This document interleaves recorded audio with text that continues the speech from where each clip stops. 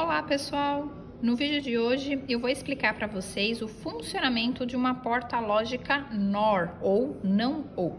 Então vamos lá.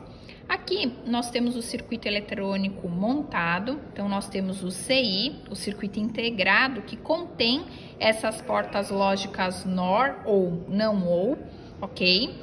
Nós temos também aqui o LED para representar a saída dessa porta lógica e, consequentemente, a gente conseguir visualizar se a saída está ativa ou desativada.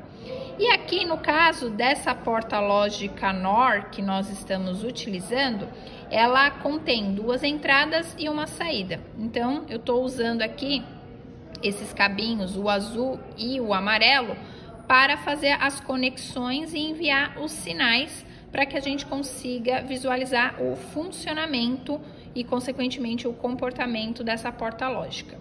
Antes de nós visualizarmos aqui o funcionamento dela, vamos entender na teoria como ela funciona. Então, vamos lá.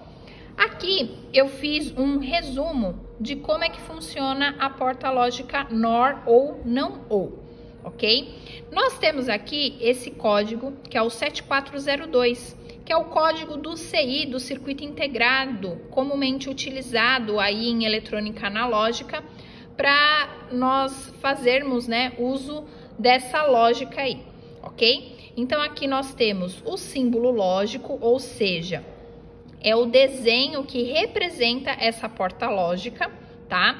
No caso aqui, ela tem duas entradas representadas pela letra A e B, e nós temos aqui a sua saída. Se vocês observarem, a porta lógica NOR ou não ou, ela tem, digamos, essa circunferência aqui na saída, porque é como se fosse a união de uma porta lógica ou e uma porta lógica inversora. Por isso, NOR ou não ou, tá? Então, é a união, digamos, das duas lógicas em uma, tá? E aqui nós temos a tabela verdade, que nada mais é do que a tabela que vai demonstrar, ilustrar aí o comportamento, o funcionamento dessa porta lógica, ok? Então vamos lá. Quando a gente monta a tabela verdade, nós vamos utilizar 0 e 1, porque como a gente está trabalhando com eletrônica digital, nós estamos trabalhando com números binários, ou seja, duas possibilidades. Então, o 0 representa um nível lógico baixo, ou seja, estaria desativado, enquanto o 1 representa um nível lógico alto, que podemos dizer que está ligado, ativado.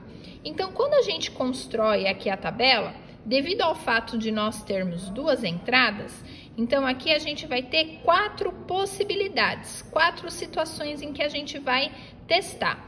Caso ela tivesse mais entradas, essa tabela ficaria maior, ok? Então aqui no caso, como a gente tem as duas entradas, a gente vai ter as 4 possibilidades. E conforme a gente vai alterando os valores que vai entrando, consequentemente a gente muda o estado da saída, ok? Então aqui, por exemplo, na primeira situação, a gente tem que as duas entradas, elas estão em nível lógico baixo, ou seja, elas estão desativadas, ok? Depois, na segunda situação, a entrada B está ativa, enquanto a entrada A está desativada.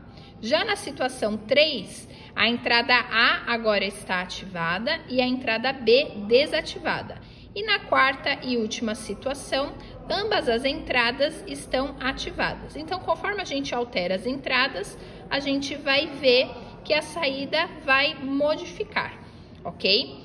Uma coisa importante, pessoal, todas essas informações que eu coloquei aqui, você encontra aqui, ó, no datasheet do componente, tá? Então, aqui a gente vê, ó, as 4 portas lógicas, as conexões, então quem é entrada, né, quem é saída, os pinos, né, que representam essas entradas e saídas, tá? Os pontos de alimentação, que aqui no caso é o pino 7 e o pino 14, e temos também aqui ao lado a tabela verdade, tá? A diferença dessa tabela verdade é que ela está sendo representada por letras ao invés de números.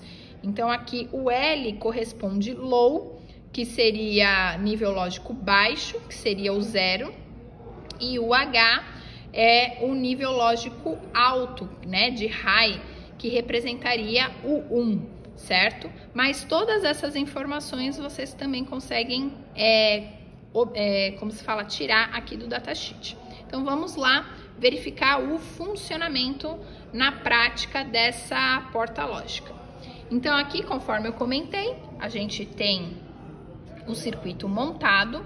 Aqui, a gente tem os 5 volts e o GND. Os 5 volts seria o nível lógico 1 e o GND o nível lógico 0, certo?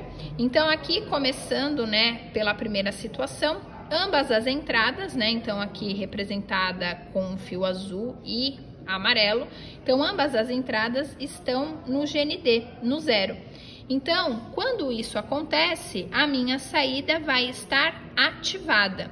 Então, se a entrada A ou a entrada B estiver desativada, a minha saída ela vai ser invertida, vai ficar em 1, ok? Agora, se a gente manter uma entrada ativa e a outra desativada, então eu coloquei 0, né, em uma entrada e coloquei 1 em outra entrada. Então, se A estiver, por exemplo, ativa e B desativada, então a minha saída vai estar desligada, ok? Se eu fizer a alteração, né, desses cabos, né, então aqui estava ligada, né, eu desativo e aqui estava desativada, eu ligo, né, eu fiz aqui a inversão, eu também ainda tenho a minha saída